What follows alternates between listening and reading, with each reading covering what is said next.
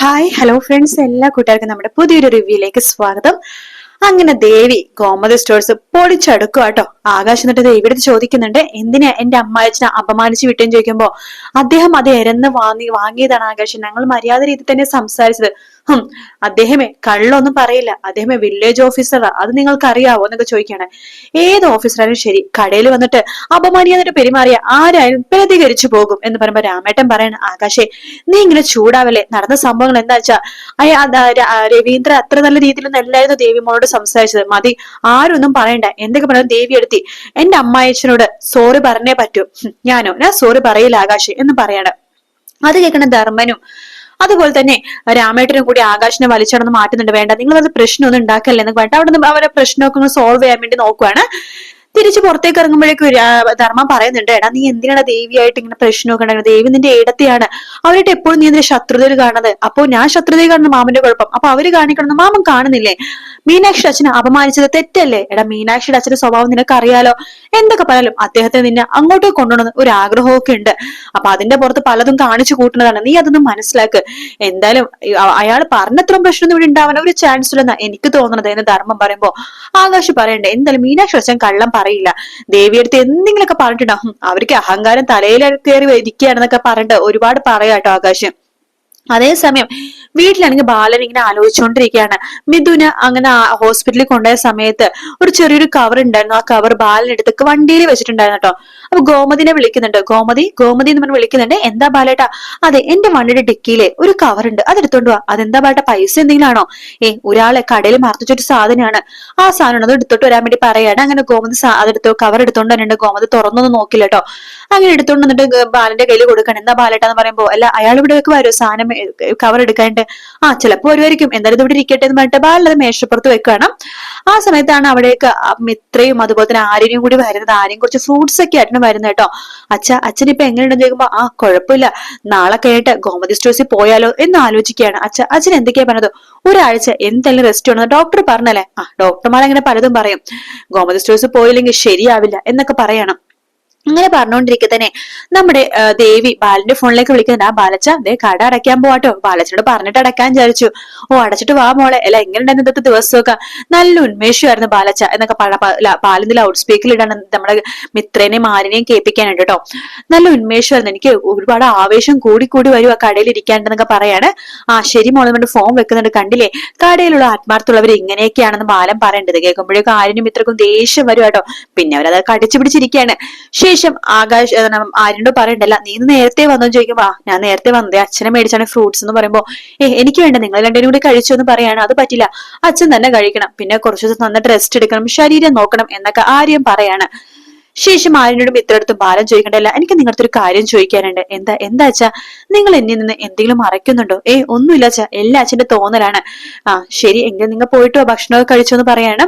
അങ്ങനെ ആര്യൻ അപ്പുറത്തേക്ക് പോകുമ്പോഴേക്കും മിത്രടുത്ത് പറയുന്നുണ്ട് ബാലൻ, മിത്രേ മോളെ സത്യം പറ, എന്തെങ്കിലും പ്രശ്നം നിങ്ങൾക്കുണ്ടോ? ഉണ്ടെങ്കിൽ എന്നോട് ഉള്ളതുപോലെ പറ, എനിക്ക് സഹായിക്കാൻ പറ്റുന്നതാണെങ്കിൽ ഞാൻ സഹായിക്കാം.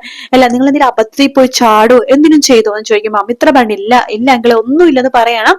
അല്ല നിങ്ങളുടെ കല്യാണമായിട്ട് സംബന്ധിച്ച എന്തെങ്കിലും രഹസ്യം നിങ്ങളുടെ ഉള്ളിലുണ്ടോ എന്ന് ചോദിക്കുമ്പോ, ഇല്ല അങ്കിളെ ഒന്നുമില്ല. അങ്കിൾ എന്താ ഇങ്ങനെയൊക്കെ ചോദിക്കണത്? എന്റെ ഓരോരോ സംശയങ്ങളാണ്, ചോദിച്ചെന്നേ ഉള്ളൂ. ശരി അങ്കിളെ, അങ്ങനൊന്നും ഇല്ല അങ്കിളെ, എന്തിനുണ്ടെങ്കിലും അങ്കിളിനോട് പറയാം എന്നൊക്കെ പറഞ്ഞ മിത്ര അവിടെ നിന്ന് പോകുന്നുണ്ട്. അങ്ങനെ ആ കവർ ബാലനായിട്ട് നോക്കിക്കൊണ്ടിരിക്കട്ടെ. കാരണം ആ കവറിനുള്ളിൽ മറ്റേ മിഥുന്റെ പേഴ്സും കുറച്ച് ഡോക്യുമെന്റ്സും കാര്യങ്ങളൊക്കെയാണ്. അപ്പൊ ബാലനുള്ള തെളിവാണത്. മിത്രയും മിഥുനും തമ്മിലുള്ള ബന്ധം അറിയാനായിട്ടുള്ള തെളിവാണ് ആ കയ്യിലിരിക്കുന്നത്. അങ്ങനെ മീനാക്ഷി അച്ഛനാണെന്നുണ്ടെങ്കിൽ അമ്മയാണെന്നുണ്ടെങ്കിൽ മീനാക്ഷിനെ രാത്രി തന്നെ വിളിച്ചിട്ട് ഈ സംഭവങ്ങളൊക്കെ പറയുന്നുണ്ട്. അവിടെ ഒരു മൂദേവി ഉണ്ടല്ലോ, അവളുടെ വിചാരം അവൾ ആരാണെന്ന് എന്നൊക്കെ ചോദിക്കുമ്പോ മീനാക്ഷി ചോദിക്കണ്ടേ, എന്താ അമ്മ എന്താ പ്രശ്നം? അല്ല നിന്റെ അച്ഛൻ ഇന്ന് ആകാശിനെ കാണാൻ വേണ്ടി കടയിലേക്ക് വന്നായിരുന്നോ? അപ്പൊ കടയില് അവളാ ഉണ്ടായത്, ആ ദേവി മൂദേവി, അവളെ അച്ഛൻ അപമാനിച്ചു പറഞ്ഞു വിട്ടു. അമ്മ എന്തൊക്കെയാ പറഞ്ഞത്? ദേവി എടുത്തിയോ? അങ്ങനെ ഉണ്ടാവില്ല. എടി ഞാൻ പിന്നെ കള്ളം പറയോ? നിന്റെ അച്ഛനെ അപമാനിച്ച് ഇറക്കി വിട്ടു. അവിടെ ആകാശം അന്വേഷിച്ചപ്പോൾ ആകാശം അവിടെ ഉണ്ടായില്ല, ഒന്ന് ഇരിക്കട്ടെ എന്ന് വെച്ചപ്പോൾ ഇരിക്കാൻ അയാൾ സഭയെ സമ്മതിച്ചില്ല. കടയിലില്ലാത്തവരൊന്നും ഇരിക്കാൻ പാടില്ലെന്ന് പറഞ്ഞിട്ട് ഇറക്കി വിട്ടു എന്ന് പറയാണ്. ഇത് അങ്ങനെ വിട്ടാ പറ്റില്ല, ഞാൻ രണ്ട് ചോദിക്കുന്നുണ്ട് എന്നൊക്കെ മീനാക്ഷിയും പറയാട്ടോ. അങ്ങനെ മീനാക്ഷിയും വാശിക്കണം. അപ്പൊ രവീന്ദ്രൻ ചോദിക്കട്ടെ, എന്തിനേ ശാന്തി നീ ഇപ്പൊ ഈ കാര്യം മോളോട് പറഞ്ഞത്? പിന്നെ അവൾ അറിയണ്ടേ ആ ദേവിക്ക് ഒരു തണ്ട് കൂടുതലാണ് എന്നൊക്കെ ശാന്തിയും പറയാട്ടോ.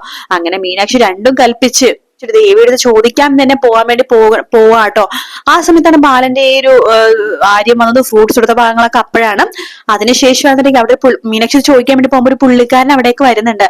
അപ്പൊ ആരാന്ന് മീനാക്ഷി ചോദിക്കുമ്പോൾ അല്ലെ ഇത് ബാലൻ എന്ന് പറഞ്ഞ ഗോമതി സ്റ്റോഴ്സിലെ ബാലന്റെ വീടല്ലേ? അതെ, അച്ഛൻ കിടക്കുവാണല്ലോ നടുവയ്യായിട്ട്. ആ എനിക്കറിയാം, എനിക്കൊന്ന് ബാലൻ സാറിനെ കാണാൻ പറ്റുമോ? അതിനെന്താ ചേട്ടനകത്തേക്ക് വന്നു പറഞ്ഞ് മീനാക്ഷി വിളിക്കണ്ട്. അപ്പൊ വേറെ ആരും അല്ലാതെ ഇന്ന് കടയിൽ വന്നിട്ട് 250 രൂപ ഇല്ലാനായിട്ട് ദേവി കടം കൊടുത്ത ആളുണ്ടല്ലോ, അയാളാണ് കേട്ടോ. അങ്ങനെ ബാലിന്റെ റൂമിലേക്ക് നമ്മുടെ ആ പുള്ളിക്കാരൻ വരുമ്പോഴേക്കും ദേവി അവിടുത്തെ ഇന്നത്തെ കണക്കുകളൊക്കെ പറഞ്ഞു കൊടുക്കണം. അപ്പൊ ദേവി അടുത്ത് പറയുന്നുണ്ട് ബാലൻ, കേട്ടോ ഗോമതി, ദേവി മോളെ കേട്ടോ, അതെ ആദ്യമായിട്ട് ഇത്രയും വരുമാനം നമ്മുടെ കടയിൽ വരുന്നെന്ന് പറയുമ്പോ ഗോമതി പറഞ്ഞു, പിന്നെ കഴിഞ്ഞ മാസം ഇത്രയും വരുമാനം ഉണ്ടായല്ലോ. അത് കഴിഞ്ഞ മാസം, ഈ മാസം ആദ്യമായിട്ടാ ഇത്ര വരുമാനം എന്നൊക്കെ പറഞ്ഞിട്ട് ദേവിനെ പുകഴ്ത്തിക്കൊണ്ടിരിക്കുന്ന സമയത്താണ് ഇങ്ങനെ കയറി വരുന്നത് കേട്ടോ. ആരാ മനസ്സിലായില്ലെന്ന് ബാലൻ ചോദിക്കുമ്പോ എന്നെ മനസ്സിലായോ സിസ്റ്ററിനാ ചോദിക്കുമ്പോ ദേവി മനസ്സിലായി, ഇത് കടയിൽ സാധനം മേടിക്കുമെന്ന് ചേട്ടനല്ലേ? അതെ, സത്യം പറയല ബാലൻ ചേട്ടാ, ഞാൻ വന്നത് ചേട്ടനെ കാണാനല്ല, ദേ ഈ പെങ്ങളെ കാണാനാ വന്നത്. എന്താ കാര്യമെന്ന് ബാലൻ സന്തോഷത്തോടെ ചോദിക്കുമ്പോ അതെ, ഇത് ഞാൻ കുറച്ച് സാധനങ്ങൾ വാങ്ങിച്ചായിരുന്നു, ഈ 250 രൂപയായി, അത്യാവശ്യ സാധനങ്ങളാണ്, പക്ഷെ പേഴ്സ് എടുക്കാൻ മറന്നു. പക്ഷെ ഈ പുള്ളിക്കാരത്തെ പെങ്ങൾ എന്റെ അടുത്ത് സാധനങ്ങൾ കൊണ്ടുപോയിക്കോ, പിന്നീട് പൈസ തന്നാമെന്ന് പറഞ്ഞു. എനിക്ക് ഭയങ്കര സന്തോഷമായി. അപ്പൊ അതുകൊണ്ട് പൈസ തരാൻ വേണ്ടി ഞാൻ വന്നതാ എന്ന് പറയുമ്പോഴേക്കും നമ്മുടെ ദേവി അയ്യോ ചേട്ടാ, അതെന്തിനാ ചേട്ടാ ഇന്ന് തന്നെ കൊണ്ടുവന്നത്, നാളെ തന്നാ മതിയാലോ? അതല്ല, പെങ്ങളുടെ സത്യസന്ധമായിട്ട് പൈസ പിന്നെ തന്നാ മതി തന്നെ. അപ്പൊ ഞാനും ആ സത്യസന്ധത കീപ്പ് ചെയ്യണ്ടേ? പിന്നെ കേട്ടോ ബാലൻ ചേട്ടാ, ചേട്ടന്റെ ഈ മരുമകളുണ്ടല്ലോ സമൂഹത്തിന് ഇപ്പത്തെ പെൺപിള്ളേർക്ക് പഠിക്കാൻ പറ്റിയൊരു പെൺകുട്ടിയാണെന്നൊക്കെ പണ്ട് ദേവിനെ കുറെ പുകഴ്ത്തിട്ട് ആ പുള്ളിക്കാരൻ പോകുവാട്ടോ. ബാലനെ ഭയങ്കര സന്തോഷമാവാണ്. ഗോമതിക്ക് മീനാക്ഷിക്ക് അങ്ങനെ ദേഷ്യം വരുന്നത് കേട്ടോ. അപ്പൊ ഇന്നത്തെ എപ്പിസോഡ് ആകെ ഇത്രേ ഉണ്ടായിരുന്നുള്ളൂ. അപ്പൊ നാളെയാണ് സ്റ്റണ്ടും കാര്യങ്ങളൊക്കെ നടക്കുക കേട്ടോ. മീനാക്ഷി വിട്ടുകൊടുക്കില്ല. എന്റെ അച്ഛനെ അപമാനിച്ചത് ആരോട് ചോദിച്ചിട്ട് എന്റെ അച്ഛൻ ആരാന്നറിയാവോ? എന്റെ അച്ഛൻ സർക്കാർ ഉദ്യോഗസ്ഥനാണ്, നിങ്ങൾക്ക് എന്തെങ്കിലും ബോധമുണ്ടോ? അതാണ് ഇതാന്നൊക്കെ പറയുമ്പോഴേക്കും ദേവി പറയണ്ടത്, മീനാക്ഷി നീ കാര്യം അറിയണ്ട പറയണത്. അവിടെ രാമേട്ടനുണ്ടായിരുന്നു, ധർമ്മമാമനുണ്ടായിരുന്നു, ചോദിച്ചു നോക്ക്. ഞാൻ ഒന്നും അദ്ദേഹത്തിനോട് പറഞ്ഞില്ല. അദ്ദേഹം വെറുതെ എന്തോ തട്ടിക്കേറുമായിരുന്നു എന്നോട്, എന്തോ വല്ലാത്ത ദേഷ്യം പോലെയായിരുന്നു. മീനാക്ഷി ഞാൻ എന്തോ ഇവിടെ ചെന്തോ ചെയ്യണ പോലെയാ അദ്ദേഹം എന്നോട് പെരുമാറിയതെന്ന് പറയണം. മീനാക്ഷി, ഞാനൊരു കാര്യം പറയാം, നമുക്ക് ബഹുമാനം തന്നാൽ മാത്രമേ നമുക്ക് ബഹുമാനം തിരിച്ചു കൊടുക്കാൻ പറ്റുള്ളൂ എന്ന് പറയുമ്പോ ഓഹോ, അപ്പൊ ദേവിയെടുത്തിനെ പഠിപ്പിക്കുകയാണല്ലേ? എന്റെ അച്ഛൻ ഒരിക്കലും ഒരു ആൾക്കും ബഹുമാനം കൊടുക്കാതെ സംസാരിക്കില്ല. എന്റെ അച്ഛൻ അങ്ങനെയാണ്, എന്റെ അച്ഛൻ ഒരിക്കലും തെറ്റ് ചെയ്യില്ല.